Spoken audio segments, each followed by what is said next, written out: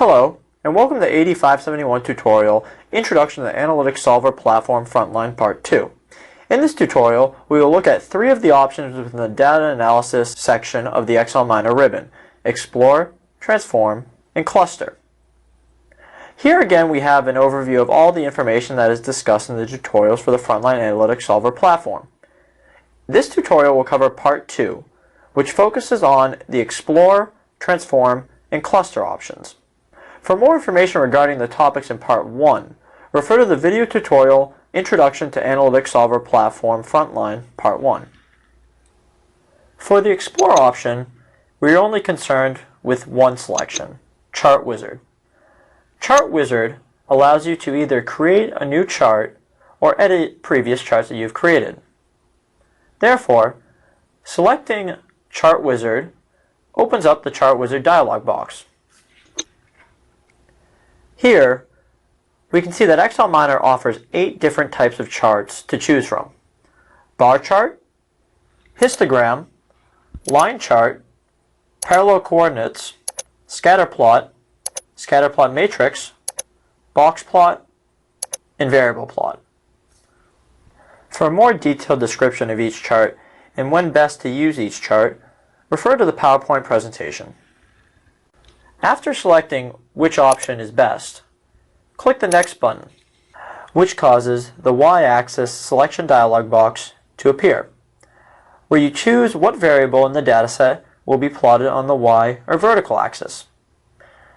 Next is the X-axis selection dialog box, where you choose what variable in the dataset will be plotted on the X or horizontal axis. If you click Next after the X-axis selection dialog, you can select panel and color options. However, these options can always be set in the upper right-hand corner of the plot. Now that we have looked at the Explore option in XLMiner, let us look now at the Transform option. In XLMiner, the Transform option is used when data manipulation is required.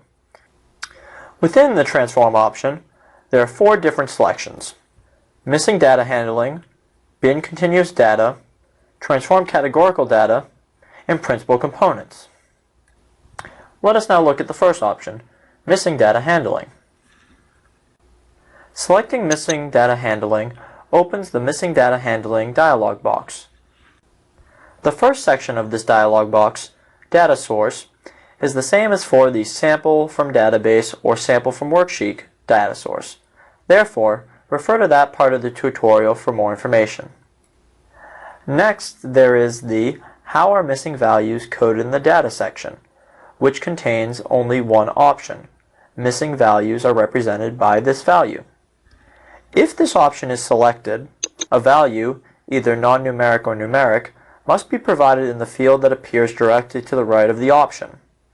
XLMiner will treat this value as missing and will handle it per the instructions applied in the Missing Data Handling dialog. Below this is the option to overwrite the existing worksheet. If checked, XLMiner overwrites the dataset with the new dataset, in which all the missing values are appropriately treated. Next is the Select Variable to Specify Treatment of Missing Values section. Within this section, the white box will display any and all variables that you have chosen to apply transformation treatments to. In addition, this section contains variable names in the first row, which functions the same as the first row contains headers option within the Sample from Worksheet dialog box. Finally, there is the How do you want to handle missing values for the selected variable section, which is enabled only after a variable is selected. Once a variable is selected, this section allows you to apply one of XLMiner's 6 different treatment options to the variable, which are No Treatment, Delete Record, Mode, Mean, Median, and User Specified Value. If No Treatment is selected, no treatment will be applied to the missing or invalid values for the selected variable. If Delete Record is selected, XLMiner will delete the entire record if a missing or invalid value is found for that variable. If Mode is selected, all missing values in the column for the variable specified will be replaced by mode, the value occurring most frequently in the remainder of the column. If mean is selected, all missing values in the column for the variable specified will be replaced by the mean, the average of values in the remainder of the column. If median is selected, all missing values in the column for the variable specified will be replaced by the median, the number that would appear in the middle of the remaining column values if all values were written in ascending order. Finally, if user-specified value is selected, a value must be entered in the field that appears directly to the right of this menu. XLMiner will replace all missing or invalid values for the selected variable with this user-specified value. Once you have selected the appropriate treatment option, click the Apply to Selected Variable to apply the treatment method. After the appropriate transformation options have been selected, click the OK button to apply all treatment options. The next selection within the Transform option is Bin Continuous Data. Select Bin Continuous Data to open the Bin Continuous Data dialog box. The first two sections of this dialog box, Data Source and Select the Variable which you want to bin, are the same as the Data Source and Input Data sections of the Sample from Worksheet dialog box. Therefore, to understand how these work, refer to that section of the tutorial. Therefore, let us focus on the remaining options and sections within this dialog box. If Show Binning Intervals in the output is selected, the binning intervals will be included in the output report. Following this option is the Binning Options section. Within the Name of Bin variable, enter the name that you wish to appear for the bin variable in the output report. Within the number of bins for a variable, enter the desired number of bins for the selected variable. Next is the Bins to be made with section, which contains two options, equal count and equal interval. If equal count is selected, the binning procedure will assign an equal number of records to each bin. Note that there is a possibility that the number of records in a bin may not be equal due to factors such as border values, the number of records being divisible by the number of bins, or other options. The options for value of the bin variable for this process are rank, mean, and median. If equal interval is selected, the binning procedure will assign records to bins if the record's value falls in the interval of the bin. Bin intervals are calculated by subtracting the minimum variable value from the maximum variable value and dividing by the number of bins. The options for value of the bin variable for this process are rank and mid value. Finally, there is the value in the bin variable is section. If equal count is selected, the options within this section are rank of the bin, mean of the bin, and median of the bin. If equal interval is selected, the options are rank of the bin and mid value of the bin. If rank of the bin is selected, the user has the option to specify the start value of the first bin and the interval of each bin. Subsequent bin values will be calculated as the previous bin plus the interval value. If mean of the bin is selected, XLMiner calculates the mean of all values in the bin and assigns that value to the bin variable. If median of the bin is selected, XLMiner finds the median of all values in the bin and assigns that value to the bin variable. If mid value is selected, the mid value of the interval will be displayed on the output report for the assigned bin. Once you're satisfied with your options, click the Apply to Selected Variable button to apply the binning options. When you have finished binning all the variables you need, click the Finish button to apply the binning procedure. The next selection within the Transform option is Transform Categorical Data, which contains three other selections: Create Dummies, Create Category Scores, and Reduce Categories. Let us begin then by looking at the Create Dummies dialog box. This dialog box contains two sections, Data Source and Variables. However, these two sections are the same as the Data Source and Input Data sections in the Sample from Worksheet dialog box. Therefore, refer to that section of the tutorial for more information. The next option within Transform Categorical Data is Create Category Scores. Click on this option to open up the Create Category Scores dialog box. This dialog box contains three sections: Data Source, Variables, and Assign Number options. The Data Source and Variables sections are the same as the data source and input data sections from the sample from worksheet dialog box. Therefore, refer to that section of the tutorial for more information. The Assign Numbers Options section contains two options: assign numbers 1, 2, 3, etc., or assign numbers 0, 1, 2, etc. In this section, the user can specify the number with which to start categorization, 1 or 0. Select the appropriate option. The final option within the Transform Categorical Data selection is Reduce Categories. Click on this option to open the Reduce Categories dialog box, which contains three sections: Data Source, Category Variables, and Assign Category. The first section of this dialog box, Data Source, is the same as the Data Source section for the Sample from Worksheet dialog box. Therefore, refer to that section of the tutorial for more information. The final selection within the Transform option is Principal Components. Clicking on Principal Components opens the Principal Components Analysis dialog box, which contains three pages. The first page contains two sections: Data Source and Variables. However, as before, these two sections are the same as the Data Source and Input Data sections from the Sample from Worksheet dialog box.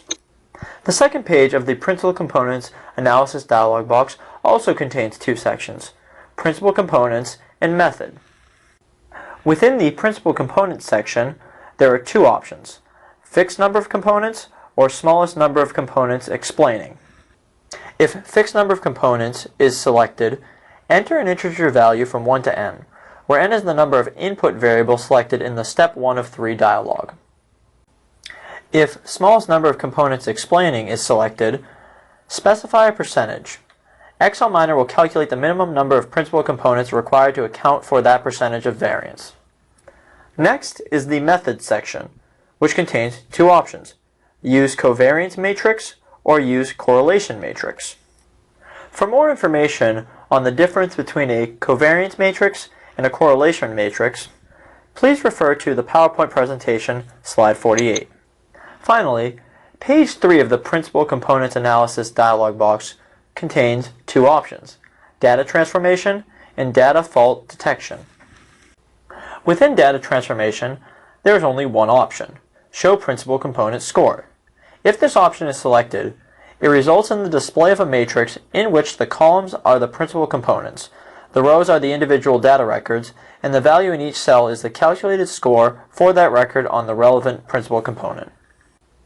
The second section, Data Fault Detection, contains two options: Show Q Statistics and Show Harling's T-squared Statistics. However, for this course, this section will not be used.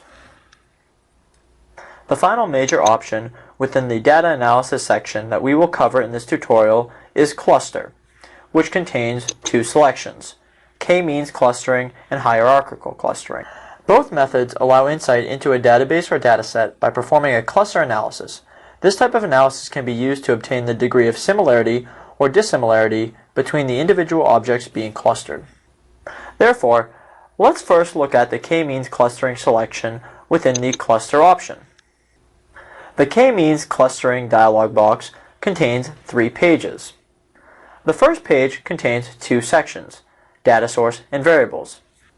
However, as mentioned previously, these two sections are the same as the Data Source section and the Input Data section from the Sample from Worksheet dialog box.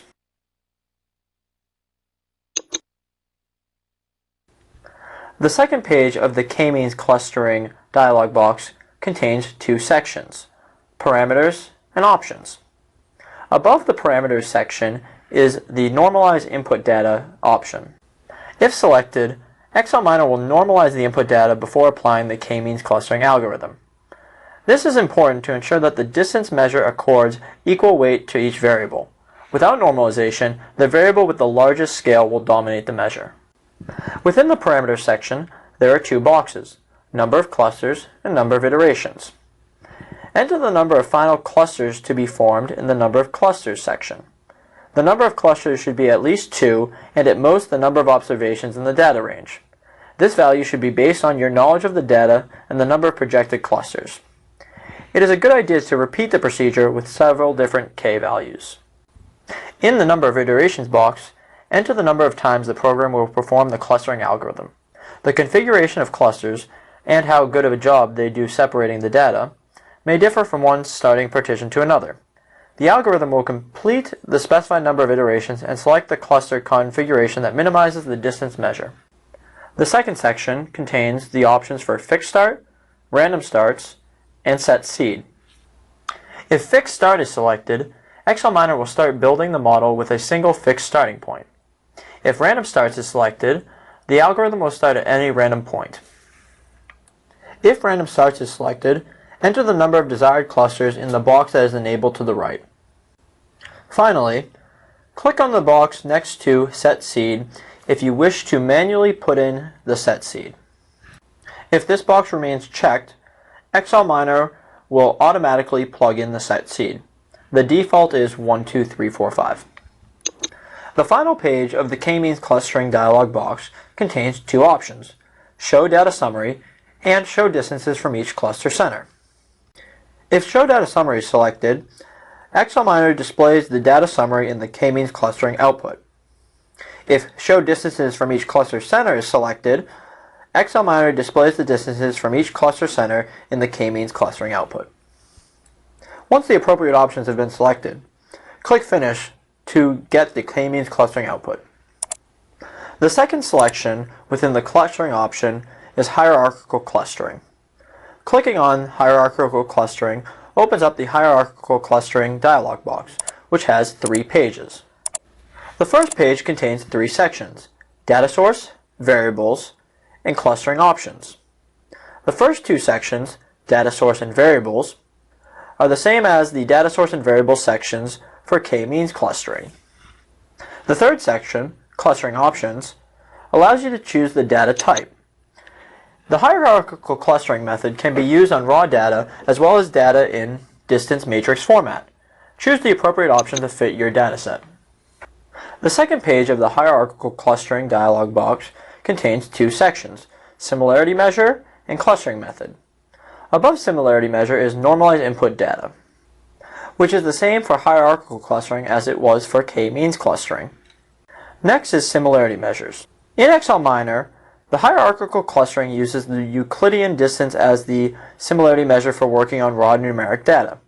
When the data is binary, the remaining 2 options, Jacquard's coefficients and matching coefficients, are enabled. Next is the Clustering Method section, which contains 7 options: Single Linkage, Complete Linkage, Group Average Linkage, McQuinty's Method, Median Method, Centroid, and Ward's Method. For more details regarding these methods, please refer to PowerPoint presentation slide 59. Finally, the third page of the hierarchical clustering dialog box contains 3 options: Draw a dendrogram, Show cluster membership, and Number of clusters. Select Draw a dendrogram to have XLMiner create a dendrogram to illustrate the clustering process. Select Show cluster membership to display the cluster number, or ID, to which each record is assigned by the routine. Finally, the Number of Clusters option lets you stop the process at a given number of clusters. As with k-means clustering, once you've selected all the appropriate options, click Finish to apply the hierarchical clustering algorithm.